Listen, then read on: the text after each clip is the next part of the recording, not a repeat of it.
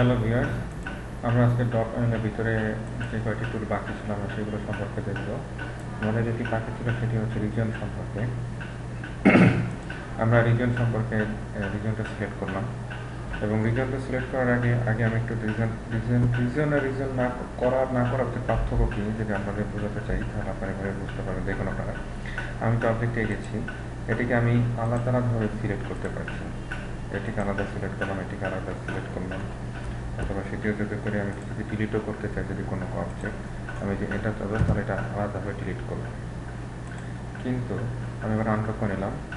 তো আমি যদি রিজন করে নিই, রিজন করলে আমি যদি এখানে প্রত্যেকটা অবজেক্ট সিলেক্ট করি, দেখুন আমাকে এখানে লেখা রাখছে সিলেক্ট অবজেক্ট ওয়ান ফ্রাউন্ড। আবার যদি আমি পরেরটাকে সিলেক্ট করি এবং আমি যদি 4টা অবজেক্ট দিয়ে করেছি, সেখানে দেখাচ্ছে যে select object one from 4 total, মানে 4টা এখানে পেয়েছি। আমি এরপরে এন্টার চাপ দিলে এরপরে যদি আমি সিলেক্ট করি, এটাকে টোটালটিকে একটি অবজেক্ট দেখাচ্ছে এবং আমি যেটি করলাম এটিকে একসাথে ডিলিট করে ফেললাম। আবার যদি আমি আনলক করি, দেখুন আপনারা যে অবজেক্টটি আবার চলে এসেছে। তো ধন্যবাদ আপনাদেরকে দেখার জন্য। এরপরে আমি যেটা দেখবো রিভিশন ক্লাউড বলতে এটা মূলত ক্লাউডের মতো, এটা অ্যাজ ইউজুয়াল নর্মাল।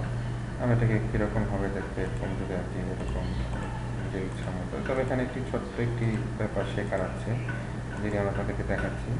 আমি প্রথম থেকে এন্টার চাপ, এখানে কিন্তু রিভার্স দ্য ডিরেকশন। আমি যদি ইয়েস দিলে কী হবে, নো দিলে কী হবে, আমি যদি দেখাবো।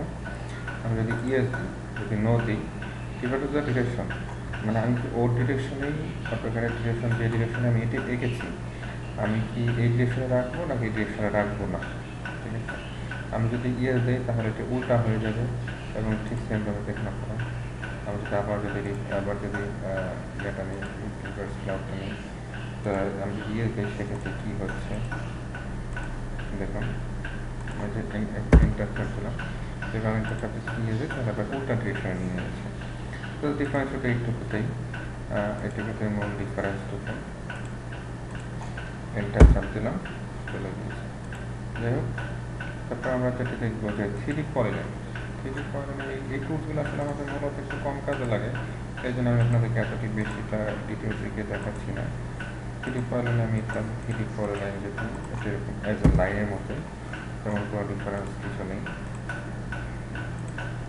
এন্টার চাপ দিলাম, চলে গেল। তারপর আমি যেটা দেখাবো সেটি হচ্ছে 3D পলিলাইন এবং ফ্লিক্স হচ্ছে একটি স্প্রিংয়ের মতো আঁকতে, যে আমি যখন আঁকবো তখন আপনার দেখুন একটি মূলত আমাদের তেমন একটি স্প্রিংয়ের মতো হলো। এইটাই ডিফারেন্স 3D পলিলাইন আর ফ্লিক্সের ভিতরে। তো এরপর আমরা একটি মজার একটি জিনিস শিখবো, সেটি হচ্ছে ডোনাট হচ্ছে আমাদের খুবই মজার একটি জিনিস। যেমন দেখুন, স্পেসিফাই ইনসাইড ডায়ামিটার। আমরা যেরকম গাড়ির চাকা দেখেছি, তারপর বিভিন্ন রকম চাকা যেরকম যে ভিতর থেকে কিন্তু একটা ডায়ামিটার থাকে এবং বাইরের ইয়েটা আরেকটি ডায়ামিটার থাকে। আমরা দেখে নেই যে কেমন ব্যাপারটা আসলে আমি কী বোঝাতে চাচ্ছি। আমি প্রথমে ডায়ামিটার দিয়েছি, আপনারা লক্ষ্য করুন, যেটি হচ্ছে 3 মিটার এবং আমি পরে আরেকটি ডায়ামিটার দিয়েছি, সেটি হচ্ছে 5 ফিট।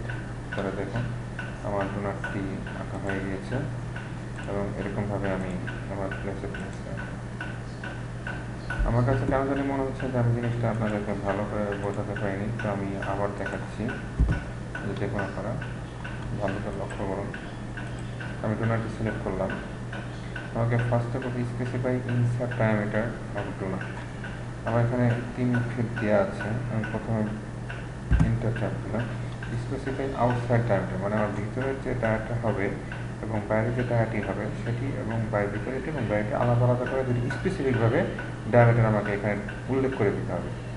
তো আমি যদি প্রথমে একটি দিলাম, প্রথমে যেটি দিয়েছি সেটা আমি স্পেসিফাই সেকেন্ড পয়েন্ট, আমাকে সেটিতে নিয়ে নিয়েছে। আমি যদি এবার করার পরটা যদি 5 ফিট দিই, হয়ে গিয়েছে। দেখুন, এটাই হচ্ছে আমার ডোনাটের কাজ। ধন্যবাদ আপনাদেরকে। আমাদের আজকে টুল বাটনটি, আমাদের আজকে মোটামুটি ড্র প্যানেলের যত কাজ ছিল সব আজকে মোটামুটি শেষ হয়ে গেল। নেক্সট ভিডিওতে আমরা modify annotation, layers, block, properties এগুলো সম্পর্কে আমরা দেখব। ধন্যবাদ।